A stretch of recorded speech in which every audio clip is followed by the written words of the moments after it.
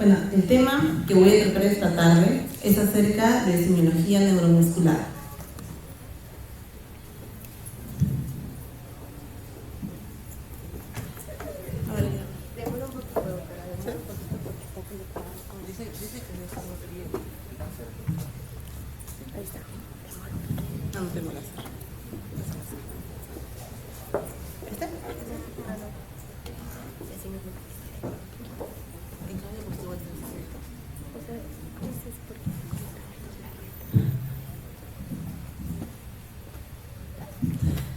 Bueno, este es el esquema gráfico de una unidad motora, ¿no? Como vemos, la unidad motora tiene el componente de la médula espinal, el nervio periférico, la unión neuromuscular y la fibra muscular. Este esquema es importante porque todas las enfermedades en relación con la unidad motora van dirigidas hacia alguna unidad, ¿no? Cada unidad tiene su espectro de enfermedades. En el lado derecho tenemos la representación histológica, ¿no? Vemos como el nervio tiene una unión, ¿no?, que se caracteriza hacia el músculo.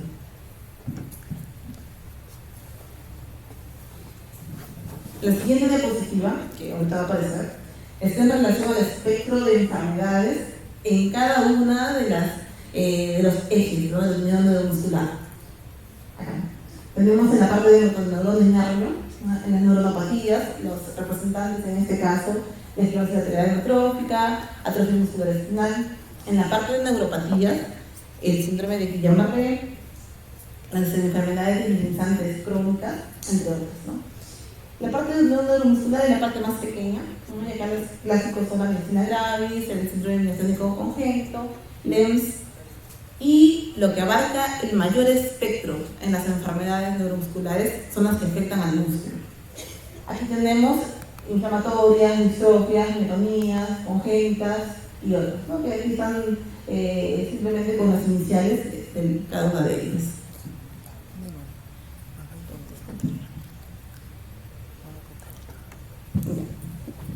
Lo que viene a continuación en la parte semiológica es el algoritmo de lo que es un paciente con una enfermedad neuromuscular, cómo debería ser el enfoque. Y hay dos enfoques, el tradicional y el enfoque modificado, que es el que se pretende utilizar actualmente. El enfoque tradicional diagnóstico de los pacientes con enfermedad neuromuscular van desde lo clásico que conocemos, ¿no?, en la elaboración de una historia clínica. Primero, la historia clínica, con el examen físico, conforme el orden que sabemos. Luego la parte laboratoria, bioquímica, entre los cuales uno de los exámenes más importantes en un paciente con enfermedad neuromuscular es el dosaje de CPK, ¿no? DBS es el Dry Blood Spot, ¿no?, que es el examen de la gota de sangre seca, en el cual se pueden analizar múltiples variables. También la parte serológica, electrofisiología, biopsia muscular, imágenes, las que podemos ver ahí, y genética molecular. Este es el examen, este es el protocolo diagnóstico tradicional, por decirlo así, ¿no?, donde vemos que la genética molecular ocupa el último lugar, o sea, lo último que se hace un paciente después de haberle hecho todos los exámenes previos, incluida pues una buena historia y un buen examen clínico, es la parte genética. En cambio, el algoritmo diagnóstico modificado propone que la parte genética ya no sea el último eslabón, sino esté involucrado desde manera temprana. En la parte del algoritmo tenemos igual la historia clínica y el examen físico, que es lo más importante realmente. Acá se acuña el término Gestalt, que está basado en esta apreciación de la psicología, en esta rama psicológica, ¿no?, que dice que hay que ver el todo, ¿no?, hay que apreciar el todo y la forma de las personas en este caso. Y después de la primera parte, que es la historia clínica y el examen físico, tenemos la parte de laboratorio y bioquímica, ¿no? Los mismos exámenes, CPK, el DBS, que son los exámenes de rutina. Y aquí sigue una capite de la parte molecular, ¿no?, que debe estar tan a la par como la parte de electrofisiología, la parte serológica y genética molecular. Están en el mismo nivel, ¿no? La importancia tempranamente del estudio genético es para poder hallar el genotipo, ¿no?, de lo que estamos buscando, de la enfermedad neuromuscular. Acá también lo que nos pone una cápita en la parte clínica es que reconocer el fenotipo es fundamental. Por eso, en un paciente con una enfermedad neuromuscular es importante evaluarlo viéndolo sin ropa, ¿no? Es desde vestir al paciente, porque tenemos que ver claramente cuáles son las características morfológicas, ¿no?, desde las fases, la postura, la posición que tiene, si atrofia o no atrofia. Ahorita entonces lo vamos a ver.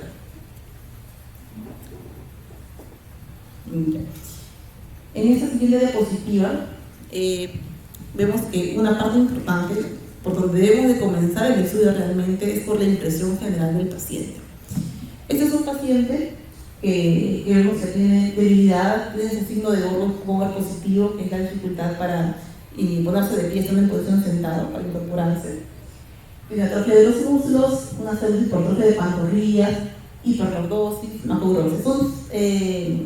Son síntomas y signos que vemos al examen clínico, les distingue al paciente, como les comenté. Entonces, cuando vemos este conjunto de signos y síntomas, nos podemos dar una idea de que estamos ante un paciente con una distrofia muscular.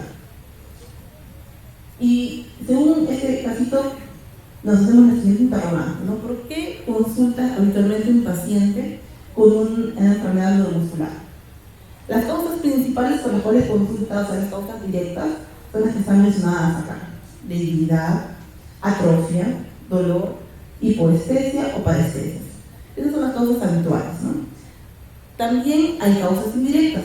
Entre ellas tenemos tosis, diplopia, fatiga, disfagia, que serían pacientes con enfermedades de neuromuscular, por ejemplo. Cardíacas, respiratorias, ortopédicas, que son complicaciones a veces tardías de algunas de las enfermedades neuromusculares. Además, fatiga, intolerancia al ejercicio, dolor, mialgia, retracciones, y también por temas estéticos, ¿no? A veces por manchas que aparecen o por cicatrices queloides que también aparecen en algunas enfermedades neuromusculares. El signo o síntoma predominante determina qué especialista será quien primero evalúe el paciente y siga su estudio. No necesariamente puede ser el neurólogo, ¿no? Puede ser el reumatólogo, inclusive el traumatólogo, que son los que primero abordan al paciente y que continúen con la evaluación, ¿no? De hecho, que el abordaje neurológico es muy importante en esta fase, en cualquiera de las fases, ¿no? Pero el primero que capta el paciente es el que tiene que tener una idea, ¿no? Viendo al paciente de qué estamos enfrentando, y según eso hacer la derivación correspondiente. ¿Cuál es el objetivo de nuestra evaluación clínica? A ver. En esta diapositiva, nuestro primer objetivo que tenemos que plantearnos es si estamos o no ante un paciente con una patología neuromuscular. Ante ello tenemos que, si estamos ante un paciente con este tipo de patología, tenemos que guiar el estudio etiológico para ver el pronóstico del paciente, ¿no? Para tener una asesoría genética para la familia, para él y para la familia, y ver qué terapia va a seguir. Y además, para poder prevenir complicaciones. Muchas de estas enfermedades neuromusculares cursan con complicaciones respiratorias, cardíacas, ortopédicas, dermatológicas, entre otras, ¿no?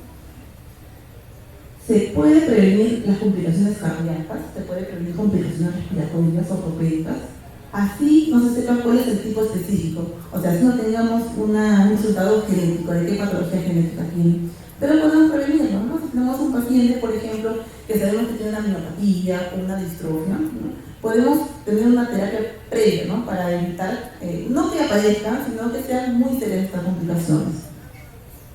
Y lo otro que les mencioné, se tiene que desvestir al paciente, ¿no? Es muy importante en un paciente neuromuscular.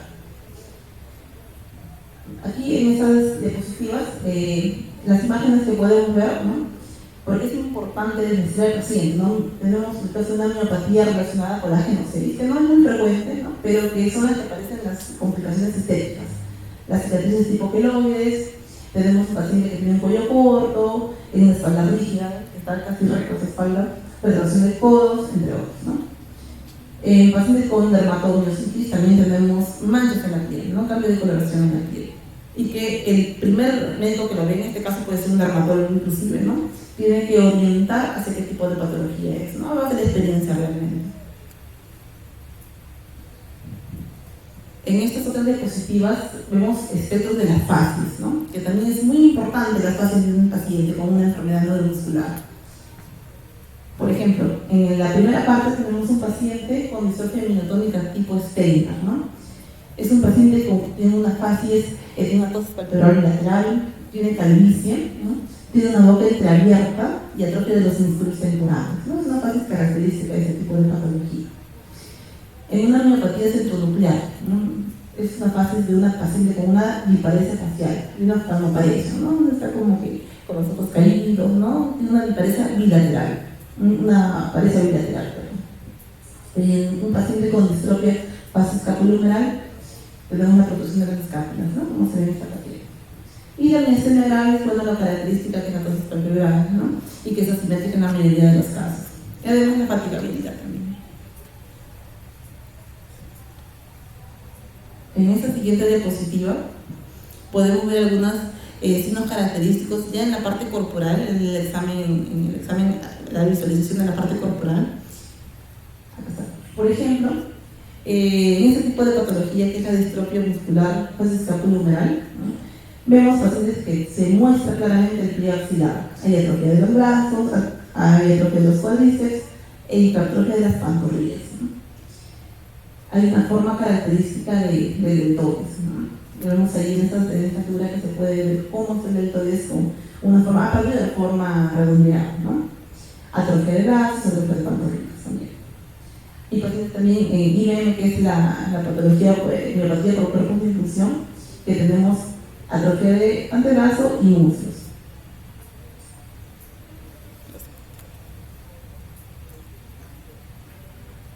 Acá tenemos otro tipo de patologías ya ligado a la parte genética, lo que parece acá, ¿no? En el cual tenemos en la primera paciente, que tiene un paciente con las escápulas despegadas, ¿no? Están bastante distantes, y hay hipertrofia de las pantorrillas. En el siguiente paciente, que también está asociado al tema genético, la paranotomía, hay rotación de codos, la parte hacia adelante, ¿no? Está relacionada a ciertos genes, ¿no? Como vemos, o sea, lo importante en este contexto es ver que los signos y síntomas clínicos pueden ser semejantes en diferentes tipos de patología. Hay algunos rasgos característicos en ciertas que nos diferencian una distrofia, de una miopatía, por ejemplo. Pero en general, la debilidad, la atrofia, pueden entablar sobreposición entre muchas de ellas, ¿no? Hay ciertos rasgos característicos, como lo que traía en esta imagen, por ejemplo, en la distribución de la debilidad, ¿no? La distribución de la debilidad nos orienta hacia determinadas patologías. En algunas de ellas pueden hacer directamente el diagnóstico, ¿no? Ahora, el examen físico de la fuerza también es algo muy vital para un paciente con una enfermedad neuromuscular. Ver cómo se incorpora estando en la posición sentada en el suelo, ¿no? Ver cómo está en la marcha, si puede hacer marcha de puntas y talones, si puede hacer cruce de piernas, si puede hacer una marcha en cuclillas, si hay signo de Barré, si hay signo de Nacini, y ver cómo está la posición de la cabeza y del cuerpo, ¿no? Si es que hay debilidad, si es que hay una posición específica, inclusive hiperlordosis en la columna, ¿no? Hay unas escalas estandarizadas en el MRC que nos permiten una cuantificación objetiva de la debilidad, ¿no? Esto lo utilizamos inclusive para ver el pronóstico del paciente, ¿no?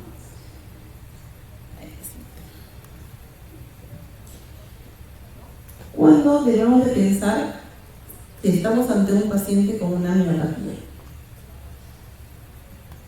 En esta diapositiva nos muestra algunos síntomas y signos que nos orientan hacia un paciente con una enfermedad neuromuscular tipo miopatía.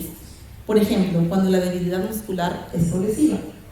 Si hay alteración del volumen muscular, que puede ser atrofia o puede ser también hipertrofia. Si hay debilidad y edema muscular doloroso, ¿no? Otros oscuras, neuroglobulinas en determinados tipos de miopatía.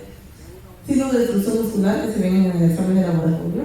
Ausencia de signos y síntomas sensitivos, ¿no? Siempre que haya elevación del CPK, también nos orientaremos hacia una miopatía, y cuanto mayor sea el rango, también tengo una diapositiva ahí que nos dice qué más podemos pensar, ¿no? Elevación de trascendencias secas. Además, si tenemos pacientes con antecedentes familiares de miopatía, hipotonía neonatal, retraso del desarrollo, entre otros, ¿no? En estas miopatías hay muchos genes relacionados, ¿no? Por ejemplo, uno de ellos es la mitoxina, ¿no? Que es un panel genético que se hace a los pacientes ante la sospecha de. Ahora, en el siguiente cuadrito, vemos que hay síntomas semejantes que nos orientan a patologías diferentes. Por ejemplo, tenemos un paciente que tiene una debilidad en las extremidades inferiores, Tiene una margen de TPH en ambos casos y también hay reflexia en ambos casos, ¿no? Entonces, ambos pacientes lucen semejante, ¿no? Externamente lucen semejante, pero son patologías diferentes. ¿Y cómo encontramos eso? En base a los exámenes auxiliares. En este caso, en base al estudio neurofisiológico, como es la electromiografía, y también en exámenes de laboratorio, ¿no? Con esos exámenes nos orientamos ya a cierto tipo de patología neuromuscular. Otra de las patologías relativamente más frecuentes en nuestro medio es la patología de Charcot-Marie-Tooth, ¿no?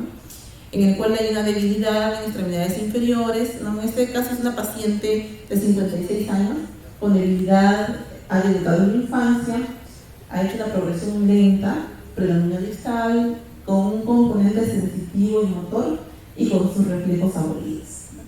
Vemos en la parte de exploración física, que tiene dedos en mama, dedos en martillo, hay atrofia desproporcionada de pantorrillas, ¿no? Tiene una característica, la izquierda tiene una característica como de una botella invertida, que es lo que digo que describe una literatura. ¿Cómo hallamos o cómo nos enfocamos en el diagnóstico? A través de estudios neurofisiológicos y estudios moleculares en este caso, ¿no? En cuanto a lo que son neuropatías, la distribución de los síntomas sensitivos es muy importante para orientarnos también a lo que estamos buscando. El territorio del nervio afectado, el tipo funcional del nervio, mecanismo fisiopatológico, por ejemplo, los síndromes de túnel del carpo, ¿no? Que hacen mecanismos compresivos a nivel de la muñeca. Si es tóxico metabólico, pacientes que tienen antecedentes de diabetes mellitus o pacientes que han sido sometidos a quimioterapia por algún tipo de patología oncológica, degenerativos, autoinmunes, ¿no? El curso y la temporalidad de la evolución de los síntomas, y también en estos casos los estudios neurofisiológicos son fundamentales para el diagnóstico. En otro cuadro tenemos un paciente con un síndrome de miotomo, ¿no? En este caso, el examen neurofisiológico y la electromiografía es fundamental en el diagnóstico, ¿no? Tenemos signos característicos, las unidades motoras y motónicas que se pueden evidenciar en este estudio.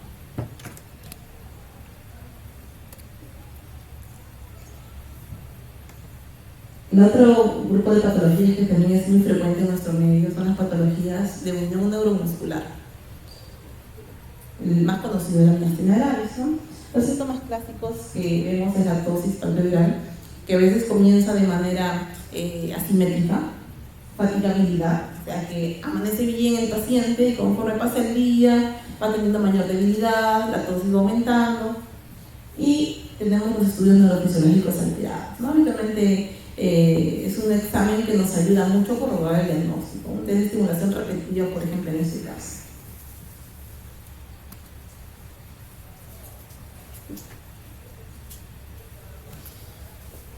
Este es un caso clínico de una paciente de 56 años. Una paciente de 56 años que tenía como oficio ser peluquera.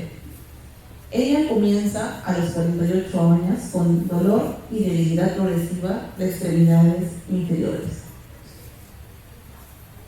Al mirarla endoscópicamente, no luce con mucha alteración, ¿no?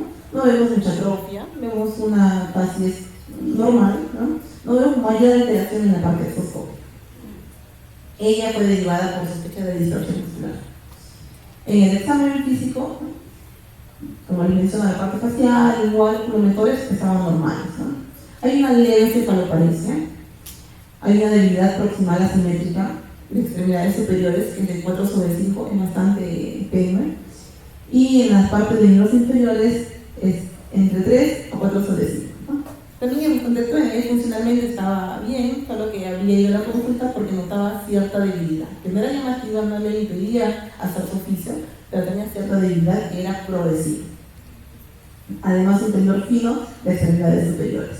Los reflejos estaban ausentes, excepto el bicipital izquierdo. No había trastorno de esfínteres y tampoco había déficit sensitivo, solo dolor en algunas partes de la musculatura.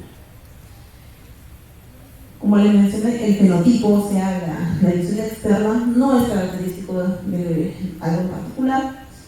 Hay una debilidad leve para la flexión cervical y podría combinar sobre talones y puntas de pies. Ahora, a esta paciente le hacen un estudio, o viene con un estudio de resonancia magnética, en donde informan como signos de miopatía en los segmentos estudiados, ¿no? Que ha sido en cintura escapular y cintura renal. La electromiografía sí mostraba aumento de potenciales, amplitud de potenciales motores disminuidos y alteraciones neurogénicas crónicas en estimulación con la aguja. Seguimos con este caso.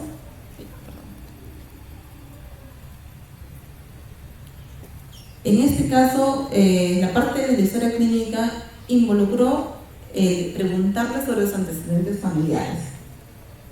Y bueno, acá tenemos un dato que nos da la misma paciente, ¿no? Que tuvo un hermano que falleció a los 7 años, con una enfermedad, con una atrofia muscular espinal tipo 2, ¿no? Que se inicia en la niñez, ¿no? En base a ese dato, ya se inicia un estudio genético en la paciente, ¿no? Que ahora están, como le digo, que tiene que ser de manera temprana. Y nos sale un gen alterado, ¿no? Y ese gen pues, es característico de una atrofia muscular espinal. Pero en este caso es tipo 4 porque inicia de manera tardía la enfermedad. Pero podemos ver acá la importancia tanto de historiar los antecedentes familiares para poder también llegar a un diagnóstico más rápido. Y la otra patología, las enfermedades de motoneuronas, ¿no? Que es algo también que vemos relativamente frecuente en nuestro medio, en este hospital. ¿Cuándo pensamos o cuándo sospechamos en una enfermedad de motoneurona? Cuando hay una debilidad rápidamente progresiva, ¿no? Segmentaria, a menudo puede empezar en la parte lumbar, hay una preservación de la parte de los movimientos oculares, atrofia segmentaria, fasciculaciones, no es doloroso, combinan síntomas tanto de neurona motora superior como de neurona motora inferior. En este caso, el estudio de electrofisiología es imprescindible, ¿no? Porque nos orienta y nos da el diagnóstico definitivo. Hay una variante de enfermedad de motoneurona, que es la patología genética, que es la enfermedad de Kennedy, que se asocia pues, a otras patologías como hipondrogenismo, trastornos endocrinos y sensitivos distales, ¿no? Este tipo de enfermedad sí hay alteraciones sensitivas. Acá vemos el espectro de las enfermedades de motoneurona y cómo se combinan entre ellos, ¿no? Este cuadro es bastante resumido de ese tipo de patología. Vemos la parte de patología, el neurona motora inferior, tiene una atrofia muscular progresiva. Cuando se combinan primera y segunda motoneurona, sea superior e inferior, en la cual está la esclerosis lateral hemotrófica, y solamente la neurona motora superior con la esclerosis lateral primaria, ¿no? Cada uno con su cuadro clínico correspondiente.